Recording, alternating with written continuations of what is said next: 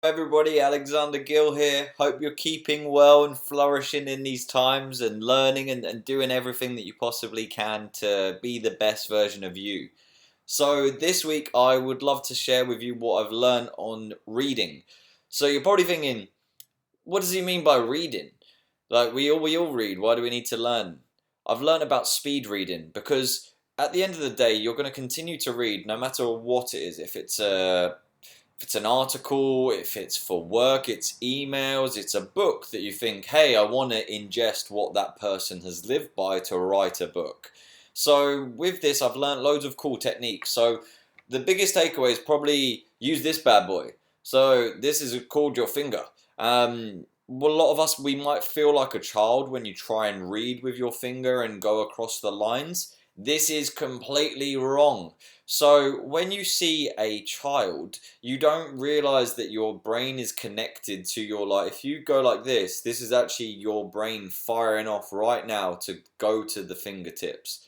When a child tries to learn or understand something, it will often go and grab it because that's how it's all interconnected basically. Same goes for your sense of smell. So if you eat a very beautiful peach and you go, oh, that tastes great, it's often that you can smell it, that you can taste it that well. So with speed reading up, what I've learned, so I've just finished a course on it. I increased my words per minute from 220 to 700 words per minute, and over a lifetime, I've got no idea how many minutes or how many more words per minute I can ingest. Bit of a tongue twister there. So one of the techniques is to follow your finger. So if you think of it as like a figure of eight or an infinity signal, and you just look at the end of your finger. So go ahead, do it right now. If you look at the end of your finger and just go round like an infinity signal, go back the other way, and then swap over. So this was one of the things that gave me more comprehension, was to actually use my left hand as well as my right hand, because if you're a right hander, this goes out to you. If you're so used to using your right hand, then you'll just oh yeah, and then go along the lines, and then as you develop, then go more to the into the margins, because you actually use your peripheral to see. So these were some of the things that I started to learn, and there's also a thing called regression. So if you're like me and you've got a bit of a monkey mind, you might overthink things, and I've got so much going on, that when you often read, you're like, hey, I didn't just read that. That's probably because you're not going quick enough. You're not actually giving it attention and focus. So if you're jumping in saying, just make it like you're worshipping at that point. You're like, right, I'm going to give this 15, 20 minutes. This is going to change my life. This is a eudaimonian act, so I'm going to get into it. And then just think, okay, maybe I'm not going, so go quicker.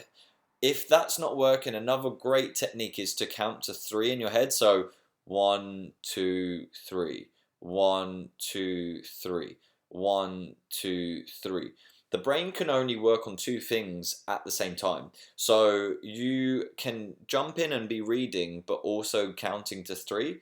It will really help with regression, which is like another word basically for um, distraction or something else going on, because you don't want to be going back over what you've just read, but you want to be ingesting for comprehension. This is all about adapting and all about change. Fred Smith said that you are the way you are because that's the way you want to be. If you really wanted to be any different, you would have be in the process of changing right now. As humans, we don't really enjoy change. We don't adapt change too radically. It's a thing, why would we do that? That's why a lot of us watch TV and entertain our life away, because it's easier to get a remote and go, bang, let's watch something. This is coming from a guy that studied like the frames per second in film. So a TV is just moving imagery. It doesn't really give you more fulfillment, and it just have you ever questioned the programs you watch before you go to bed, how they can impact you? So if you're watching documentaries on serial killers, which I know is a huge topic and a huge thing that people really love to get into, oh, let's find out what the name and why they did this. That's probably not feeding your soul, and that's actually diluting. I mean, it's polluting your mind more so. What I wanted to leave you on was that if you betray yourself, if you say untrue things, if you act out a lie, you weaken your character. So think about the person you want to be. Think about the character you want to be.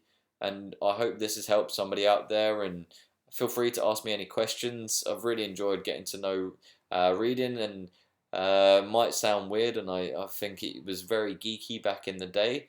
But at the same time, I see it as a process to upgrade what's going on between both of my ears.